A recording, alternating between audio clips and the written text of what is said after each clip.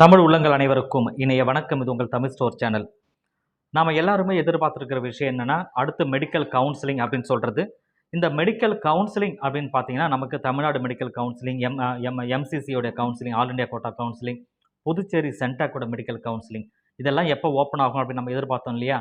இப்போ ஃபஸ்ட்டு வந்து பார்த்தீங்கன்னா, எம்சிசிக்கு முன்பாகவே கிட்டத்தட்ட எம்சிசி ஆரம்பித்ததுக்கு அப்புறம் தான் அடுத்தடுத்து ஆரம்பிப்பாங்க. இப்போ ஃபஸ்ட்டு நோட்டிஃபிகேஷன் ப்ரெஸ் ரிலீஸ் அப்படின்றது புதுச்சேரி சென்டாக்லேருந்து வந்திருக்கு.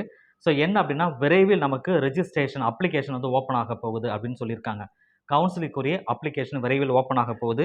MBBS, BDS, BIMS, BPSC and AH, இது national seat and self supporting seat, NRI seat, இது எல்லாத்துக்குமே விரைவில் வந்து நமக்கு வந்து அப்ளிகேஷன் ரெஜிஸ்ட்ரேஷன் ஆரம்பித்து அப்ளிகேஷன் வந்து ஓப்பன் ஆக போகுது சென்டாக்கோட வெப்சைட்டில். அதற்குரிய ப்ரெஸ் ரிலீஸ் அப்படின்றது இப்போ ரிலீஸ் பண்ணிட்டாங்க. ஸோ அதுதான் கொடுத்துருக்காங்க. Further online application will be open shortly அப்படின்னு சொல்லிட்டாங்க. ஆன்லைன் அப்ளிகேஷன் விரைவில் நமக்கு ஸ்டார்ட் ஆக போகுது. ப்ரெஸ் ரிலீஸு ப்ளஸ் வந்து இன்ஃபர்மேஷன் புல்லட்டின் அப்படின்னு சொல்கிறதையும் இப்போ நமக்கு வெப்சைட்டில் அப்லோட் பண்ணிட்டாங்க. அந்த இன்ஃபர்மேஷன் புல்லட்டினில் இருக்கிற மிக முக்கியமான விஷயம், எத்தனை ரவுண்ட் ஆஃப் கவுன்சிலிங் அப்படின்றது புதுச்சேரியில் நடக்கும், ஒரு ரவுண்டுக்கும் அந்த ஃப்ரீ எக்ஸிட் அப்படின்றது எப்படி இருக்குது, ரிஜிஸ்ட்ரேஷன் ஃபீஸ் என்ன வருது, அப்ளிகேஷன் ஃபீஸ் என்ன வருது அப்படின்ற ஒரு மோரோவர் இம்பார்ட்டண்டான டீட்டெயில் மட்டும் இன்றைக்கான வீடியோவில் பார்ப்போம். அடுத்த வீடியோவில் இன்னும் கொஞ்சம் இருக்கிற இன்ஃபர்மேஷன் எல்லாத்தையும் கலெக்ட் பண்ணி உங்களுக்கு நான் திரும்ப இன்னொரு வீடியோ கொடுக்குறேன். இப்போ ஓரளவு முக்கியமான இன்ஃபர்மேஷன் என்னென்னு அப்படின்றதெல்லாம் எடுத்து உங்ககிட்ட நான் இப்போ சொல்கிறேன். ஸோ கண்டினியூவாக நீங்கள் சேனலை பார்த்துக்கிட்டே இருங்க. சப்ஸ்கிரைப் பண்ணாதவங்க யாராவது இருக்கிறீங்கன்னா மறக்காமல் சப்ஸ்கிரைப் பண்ணிக்கோங்க. சரி, ஃபஸ்ட்டு சீட் அலாட்டட் வந்து பார்த்தீங்கன்னா என்ன பண்ணியிருக்காங்க, ஒரு டிஃப்ரெண்ட் கேட்டகரியில் எப்பயுமே கொடுப்பாங்க. அது எந்தெந்த கேட்டகரியில் சீட் அலாட் பண்ணுறாங்க புதுச்சேரியை பொறுத்த வரைக்கும் அப்படின்னா, government quota seats in government college, government quota seat in government college. அதே போல் self supporting seat, self financing seat அப்படின்னு சொல்லி ப்ரைவேட் மெடிக்கல் காலேஜில் இருக்கிறது self financing seats in government colleges அதுன்னு கொடுத்துட்றாங்க. கவர்மெண்ட் காலேஜில் செல்ஃப் ஃபினான்சிங் நல்லா புரிஞ்சுக்கோங்க. அடுத்தது வந்து government quota seats in private medical college, அது யூஸ்வலாக எல்லாருக்குமே நடக்கிறது தான். ப்ரைவேட் காலேஜில் கவர்மெண்ட் கோட்டா சீட் எப்பயுமே வரும். ஆனால் கவர்மெண்ட் காலேஜில் ஒரு ப்ரைவேட் சீட் அப்படின்றது புதுச்சேரியில் மட்டும் தான் நடக்கும். அதே போல் வந்து மேனேஜ்மெண்ட் சீட் வந்து பார்த்திங்கன்னா ப்ரைவேட் காலேஜில் கொடுக்குறாங்க. தென் வந்து பார்த்திங்கன்னா Christian minority, Telugu minority, Malayalam minority, இதற்கும் வந்து தனியாக வந்து சீட் இருக்குது. ஸோ இந்த கேட்டகரியில் தான் நமக்கு ஃபஸ்ட்டு சீட்டை வந்து அலாட் பண்ணுறாங்க புதுச்சேரியை பொறுத்த வரைக்கும். ஸோ இதில் வந்து அப்ளிகேஷன் ஃபீஸ் அப்படின்றது 500 அப்படின்னு சொல்கிறாங்க. அப்ளிகேஷன் ஃபீஸு 500 ஃபார் யாராக இருக்குன்னா எஸ்சி, எஸ்டி, பிடபிள்யூடி கேண்டிடேட்ஸுக்கு. இன்னும் அப்ளிகேஷன் நமக்கு ஓப்பன் ஆகலை. அது ஓப்பன் ஆனதுக்கப்புறம் இதை நீங்கள் பே பண்ணணும். நீங்கள் உள்ளே போகும்பொழுது வரும் உங்களுக்கு ஆப்ஷன். மீதி பேர் எல்லாருமே இந்த எஸ்சி, எஸ்ஏ, எஸ்டி கேண்டிடேட் தவிர மீதி பேர் எல்லாருமே வந்து 1000 ரூபீஸ் வந்து அப்ளிகேஷன் ஃபீஸாக பே பண்ண வேண்டியது இருக்கும். அப்ளிகேஷன் ஃபீஸ் தானே தவிர ரிஜிஸ்ட்ரேஷன் ஃபீஸ் கிடையாது. அடுத்தது மேனேஜ்மெண்ட் கோட்டா சீட். இது வந்து மேனேஜ்மெண்ட் கோட்டாவில் வந்து ஆல் இண்டியாவில் யார் வேணால் பார்ட்டிசிபேட் பண்ண முடியும். ஸோ ஆல் இண்டியாவில் யார் வேணால் மேனேஜ்மெண்ட் கோட்டாவில் தான் உள்ளே வர முடியும். நீங்கள் தமிழ்நாட்டு ஸ்டூடெண்ட்டாக இருக்கிற பட்சத்தில் கூட நீங்கள் கம்ஸ் அண்டர் மேனேஜ்மெண்ட் கோட்டா, சரிங்களா, இங்கே உள்ளே வரும்பொழுது. ஸோ அதை பார்த்துங்க. அதே போல் self supporting seat, national seats, இதுலேயே வந்து செல்ஃப் சப்போர்ட்டிங் சீட்டும் இருக்குது. அவங்களும் வந்து நேஷ்னல் இருக்கிற யார் வேணால் வந்து பார்ட்டிசிபேட் பண்ணலாம். இவங்களும் வந்து 1000 ரூபா வந்து பே பண்ணணும் ஃபார் அப்ளிகேஷன் ஃபீஸ் அப்படின்றது. சரி, இது உங்களுக்கு புரிஞ்சிருக்கும். அடுத்து மிக முக்கியமானது டாக்குமெண்ட்ஸ் என்னென்னலாம் நம்ம ரெடி பண்ணி வைக்கணும். யாராவது இது வரைக்கும் ரெடி பண்ணாமல் இருந்தீங்கன்னா அப்போ சொல்கிற விஷயங்களை க்ளீனாக நோட் பண்ணிக்கோங்க. டிஸ்பிளேயில் நான் உங்களுக்கு கொடுக்குறேன். எல்லாத்தையும் க்ளீனாக நோட் பண்ணிவிட்டு ஒரு செக்லிஸ்ட் போட்டுக்கோங்க. அந்த செக்லிஸ்ட் படி எந்தெந்த டாக்குமெண்ட்லாம் உங்கள் கையில் இருக்கா அப்படின்னு சொல்லி செக் பண்ணிக்கோங்க. ஃபஸ்ட்டு வந்து பார்த்தீங்கன்னா பாஸ்போர்ட் சைஸ் ஃபோட்டோன்னு தான் கொடுத்துருக்காங்க. அது எத்தனை நீங்கள் கொடுக்கல. நீங்கள் அட்லீஸ்ட் ஒரு 5 ஃபோட்டோ 10 ஃபோட்டோ எடுத்து வச்சுக்கிங்க. ஆனால் அந்த பாஸ்போர்ட் சைஸ் ஃபோட்டோன்றது நீட் அப்ளிகேஷனில் என்ன ஃபோட்டோ ஒட்டினீங்களோ சேம் ஃபோட்டோ இருக்கணும். அதை நீங்கள் பார்த்துக்கோங்க. Passport size photo 20 to 50 KB அளவில் நீங்கள் வச்சுருக்கணும். இதெல்லாம் ஸ்கேன் பண்ணி தான் அப்லோட் பண்ணணும். இதை ஸ்கேன் பண்ணி தயாராக வச்சுருக்கணும். அதே போல் சிக்னேச்சர், ஸோ சிக்னேச்சரும் வந்து பார்த்தீங்கன்னா 20 to 50 KBக்குள்ளே ஸ்கேன் பண்ணி வச்சுருக்கணும் இமேஜ் ஃபைலாக. பர்த் சர்டிஃபிகேட் வந்து 100 to 500 KBக்குள்ளே இருக்கணும். அதே போல் மார்க் ஷீட்டு, கடைசியாக நீங்கள் எங்கே +2 படிச்சிங்க கடைசியானா +2க்குரிய mark sheet, 10th mark sheet, இது எல்லாமே நீங்கள் ஸ்கேன் பண்ணி 2 பக்கமும் ஸ்கேன் பண்ணணும். போத் சைட் 2 பக்கமும் ஸ்கேன் பண்ணி இதெல்லாம் PDF ஃபைலாக எடுத்து வச்சுருக்கணும். 2 பக்கமும் ஸ்கேன் பண்ணும்போது நீங்கள் PDF ஃபைலில் ஃபஸ்ட்டு காப்பி, ஃப்ரண்ட் பேஜ் வந்து அந்த PDFயில் ஃபஸ்ட்டு பேஜும், பேக் சைடில் இருக்கிற அந்த மார்க் ஷீட்டில் பேக் சைடில் இருக்கிறது PDFயில் 2வது பேஜுமே வச்சு நீங்கள் ஒவ்வொரு PDF ஃபைலாக வச்சுக்கோங்க. இதுவும் 100 to 500 KBக்குள்ளே இருக்கிற மாதிரி பார்த்துக்கோங்க. தென் யூஜி நீட்டோடைய ஸ்கோர் கார்டு, அதுவும் வந்து 100 to 500 KBக்குள்ளே இருக்கணும். அதே போல் டிசி, டிசி வந்து 500 டு 100 டு 500 கேபிக்குள்ளே இருக்கணும். இது ஜென்ரல். யாரெல்லாம் அப்ளை பண்ணுறீங்களோ எல்லாருக்குமே இது கண்டிப்பாக இருக்கணும். ஆனால் புதுச்சேரி ஸ்டூடெண்ட்டாக இருக்கிற பட்சத்தில் அவங்களுக்கு சில டாக்குமெண்ட்ஸ் எக்ஸ்ட்ரா தேவைப்படுது. அதெல்லாம் என்னென்ன அப்படின்னா, additional certificate for Puducherry candidate அப்படின்றது ரெசிடென்ட் சர்டிஃபிகேட். நீங்கள் புதுச்சேரியை சேர்ந்தவர் தான்றதுக்கு ரெசிடென்ட் சர்டிஃபிகேட், கம்யூனிட்டி சர்டிஃபிகேட், அப்புறம் வந்து ஃப்ரீடம் ஃபைட்டராக இருந்தீங்கன்னா ஃப்ரீடம் ஃபைட்டர், எக்ஸ் சர்வீஸ் மேனாக இருந்தால் அதற்குரிய சர்டிஃபிகேட்,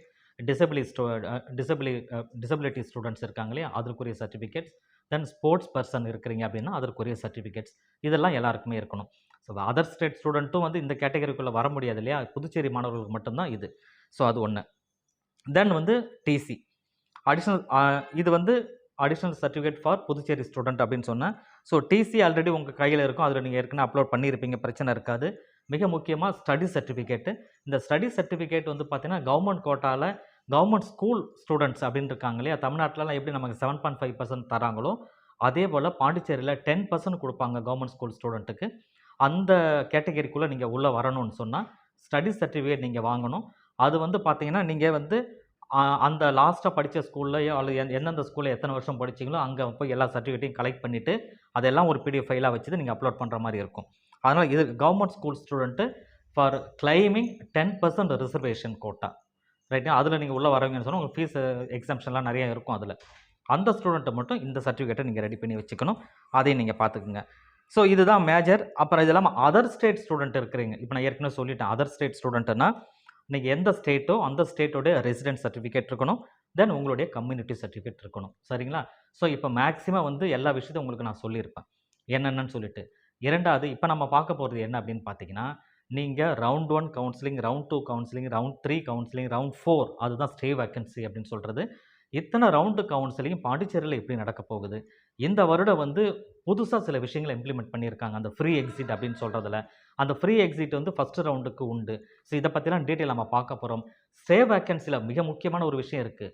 ஸ்டே வேக்கன்சியில் உங்களுக்கு சீட்டு கிடைச்சிது அப்படின்னு சொன்னால், stay vacancy round last round உங்களுக்கு சீட்டு கிடைக்குதுன்னு சொன்னால் அதில் நீங்கள் ஜாயின் பண்ணலை அப்படின்னா நெக்ஸ்ட் இயர் ஆல்சோ நீங்கள் வந்து அட்டன் பண்ண முடியாது, கவுன்சிலிங் அப்ளிகேஷனே போட முடியாது எம்பிபிஎஸ்க்கு. அந்த லெவலில் வந்து பாண்டிச்சேரியில் இந்த வருஷம் கொண்டு வராங்க. ஸோ ரொம்ப பெரிய விஷயம் இது. அதே போல் இன்னொரு முக்கியமான விஷயம், ரெஜிஸ்ட்ரேஷன் ஃபீஸ், ஸ்டே வேக்கன்சியோடைய ரெஜிஸ்ட்ரேஷன் ஃபீஸ் அப்படின்னு பார்த்தீங்கன்னா உங்களுக்கு அந்த வீடியோ நான் இப்போ பின்னாடி சொல்கிறேன், பட் இருந்தாலும் ஒரு கிளான்ஸ் நீங்கள் பார்த்துக்கோங்க. ஸ்டே வேக்கன்சி லாஸ்ட் ரவுண்டில் நீங்கள் ரெஜிஸ்ட்ரேஷன் ஃபீஸு அங்கே பாண்டிச்சேரியில் டியூஷன் ஃபீஸ் எவ்வளவோ அந்த டியூஷன் ஃபீஸ்லேருந்து 25% என்னவோ அதை வந்து நீங்கள் ரெஜிஸ்ட்ரேஷன் ஃபீஸாக பே பண்ணணும். ஸோ ஃபஸ்ட்டு ரவுண்டுக்கு there is no registration fees. So இதை பற்றி டீட்டெயிலை இப்போ நம்ம பார்க்கலாம். இப்போ வந்து ரெஜிஸ்ட்ரேஷன் ஃபீஸ் அப்படின்றது எம்பிபிஎஸ் கோர்ஸுக்கு, யூஜி எம்பிபிஎஸ் கோர்ஸுக்கு என்ன அப்படின்றத பார்க்கலாம். Round 1, round 2, round 3 and stay vacancy, இந்த 4 ரவுண்டுக்கும் எப்படி கொடுக்குறாங்க இந்த வருடம் அப்படின்றத பார்ப்போம். ஸோ ரொம்ப வந்து எந்த வருஷமும் இல்லாமல் இந்த வருஷம் சில வசதிகளும் கொடுத்துருக்காங்க, அதே நேரத்தில் நம்ம ரொம்ப ஸ்ட்ரிக்டாக சில விஷயங்களும் சொல்லியிருக்காங்க.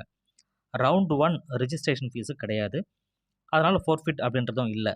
ஸோ அதே போல் வந்து பார்த்தீங்கன்னா ரவுண்ட் 1க்கு எந்த பிரச்சனையும் இல்லை, ஃப்ரீ எக்ஸிட் உண்டு. நீங்கள் வந்து செகண்ட் ரவுண்டுக்கு நம்மளால் போய்க்க முடியும். ரவுண்ட் 2க்கு ரெஜிஸ்ட்ரேஷன் ஃபீஸ் உண்டு. கவர்மெண்ட் கோட்டாக்காக இருந்தால் 10,000 வந்து பே பண்ணணும். இந்த 10,000 வந்து general, OBC, EBC, MBC, BCM, BT இவங்க எல்லாருமே வந்து 10,000 பே பண்ணணும் செகண்ட் ரவுண்டுக்கு. அதுவே எஸ்சி, எஸ்டி, பிடபிள்யூடி இவங்களாம் வந்து 5,000 பே பண்ணணும் ஃபார் செகண்ட் ரவுண்டுக்கு, சரிங்களா. ஸோ இதை நீங்கள் பார்த்துக்கணும். இதிலே வந்து ஃபோர்ஃபிட் ரெஜிஸ்ட்ரேஷன் ஃபீஸ் பார்த்தீங்கன்னா எஸ் அப்படின்னு தான் கொடுத்துருக்காங்க. இஃப் நாட் ஜாயின்டு, நீங்கள் ஜாயின் பண்ணலை அப்படின்னா ஃபோர்ஃபிட் செய்யப்படும் அப்படின்றத தெரிவிச்சிருக்காங்க. எப்போனா ஒரு சீட்டு கிடச்சிதுன்னா, சீட் அலர்ட் ஆகிடுச்சு ஆனால் நீங்கள் ஜாயின் பண்ணலை அப்படின்னா உங்களுடைய ரெஜிஸ்ட்ரேஷன் ஃபீஸ் நீங்கள் கட்டின 10,000 5,000 வந்து ஃபோர்ஃபிட் பண்ணிவிடுவாங்க அப்படின்றத சொல்லியிருக்காங்க. அதே போல் ரவுண்ட் 3க்கு ரெஜிஸ்ட்ரேஷன் ஃபீஸு கவர்மெண்ட் கோட்டாவுக்கு 1 lakh இருக்குது. அந்த 1 lakh general, OBC, EBC, MBC, BCM, BT இவங்க எல்லாருக்குமே 25,000 வந்து எஸ்சி, எஸ்டி, பிடபிள்யூடி கேண்டிடேட்டுக்கு கொடுக்குறாங்க. ஸோ இதிலே வந்து நீங்கள் if not joined allotted colleges upgrade to round 3 அப்படின்ற சொல்லியிருக்காங்க. ஆனால் அப்கிரேட் வந்து பார்த்தீங்கன்னா நீங்கள் ஜாயின் பண்ணிட்டீங்க அப்படின்னா உண்டான இது மட்டும்தான். அதை ஃபோர்ஃபிட் மட்டும் நம்ம உங்களுக்கு பிடிச்சிருவாங்க. காலேஜில் சீட்டு அலாட் ஆகி நீங்கள் ஜாயின் பண்ணலை அப்படின்னா உங்களுடைய ரெஜிஸ்ட்ரேஷன் ஃபீஸை பிடிச்சிப்பாங்க. இந்த ரவுண்ட் 3க்கு வந்து ஃப்ரீ எக்ஸிட் அப்படின்றது கிடையாது. ஸோ அதை நீங்கள் பார்த்துக்கணும். அதேபோல் ஸ்டே வேக்கன்சியில் ரொம்ப முக்கியமானது. ஏன்னா ஸ்டே வேக்கன்சி 4த் ரவுண்ட் கவுன்சிலிங் அப்படின்றதுனால, ஃபுல் டியூஷன் ஃபீஸ் என்னவோ அதிலிருந்து 25% நீங்க வந்து பே பண்ணணும். ரிஜிஸ்ட்ரேஷன் ஃபீஸா. ஸோ இதுதான் மிகப்பெரிய விஷயம். இப்போ உதாரணத்துக்கு உங்களுக்கு வந்து பார்த்தீங்கன்னா, அது எவ்வளோ இருக்கு நீங்க ஒரு கணக்கு பண்ணி பார்த்துங்க. 25,000 அப்படின்னு சொன்னா. ஸோ 25,000 கிடையாது. உங்களுடைய டியூஷன் ஃபீஸ் என்னவோ, கவர்மெண்ட் காலேஜில வந்து ஒரு ரூ. 1,50,000 இருக்குன்னு சொன்னா, அதில 25% என்னவோ அதுதான் நீங்க பே பண்ற மாரி வரும். ஸோ நான் எக்ஸாம்பிளுக்காக சொல்றேன். ஸோ அத நீங்க பார்த்துக்கங்க. அதுவே வந்து ஸ்டே வேக்கன்சில உங்களுக்கு வந்து சீட்டு கிடைச்சது. அதில நீங்க ஜாயின் பண்ணலன்னா, நெக்ஸ்ட் இயர் ஆல்சோ உங்களுக்கு வந்து எம்பிபிஎஸ் சீட்டு கிடையாதுன்றத சொல்றாங்க. So full tuition fees will be ஃபோர்ஃபிட்டட். நீங்க ஜாயின் பண்ணி காலேஜ் கிடைச்சு நீங்க ஜாயின் பண்ணல அப்படின்னு சொன்னா, நாட் ஜாயின்ட் அப்படின்னு சொல்ட்டாங்க. அதேபோல இன்னொரு முக்கியமா will also not eligible for next year admission அப்படின்றதையும் சொல்லிட்டாங்க. என்னன்னா ஸ்டே வேக்கன்சின்றது ரொம்ப முக்கியமான கடைசி ரவுண்டு. இந்த கடைசி ரவுண்ட்ல நீங்க ஜாயின் பண்ணி உங்களுக்கு கிடைச்சு நீங்க ஜாயின் பண்ணலன்னா, நெக்ஸ்ட் இயருமே உங்களால அட்மிஷன் போக முடியாதுன்றத தெளிவா சொல்லியிருக்காங்க. ஸோ பாண்டிச்சேரி பற்றிய நமக்கு கவுன்சிலிங் ப்ராசஸில் அந்த இன்ஃபர்மேஷன் புல்லட்டினில் இருக்கிற விஷயங்களை மேஜரான விஷயங்களை நான் சொல்லியிருக்கேன். இன்னும் நிறைய விஷயங்கள் இருக்குது. நான் அதை திரும்ப வந்து அடுத்த வீடியோவில் உங்களுக்கு சந்திக்கிறேன். இந்த வீடியோவை தயவு செஞ்சு எல்லாருக்கும் ஷேர் பண்ணுங்கள். நிறைய மாணவர்கள் இன்னுமே வந்து பாண்டிச்சேரியில் சென்டாக் ஓப்பன் ஆக சென்டாக் சீட்டு வந்து நமக்கு ஓப்பன் ஆக போகுதுன்ற விஷயமே யாருக்குமே தெரியாமல் இருக்கும். ஏன்னா நேற்று நைட்டு தான் நமக்கு ஓப்பன் பண்ணியிருக்காங்க. இந்த வீடியோவை ஷேர் பண்ணிக்கோங்க. மறக்காமல் லைக் பண்ணிவிட்டு சப்ஸ்கிரைப் பட்டனை தட்டி விடுங்க. தேங்க்யூ ஃபார் வாட்சிங்.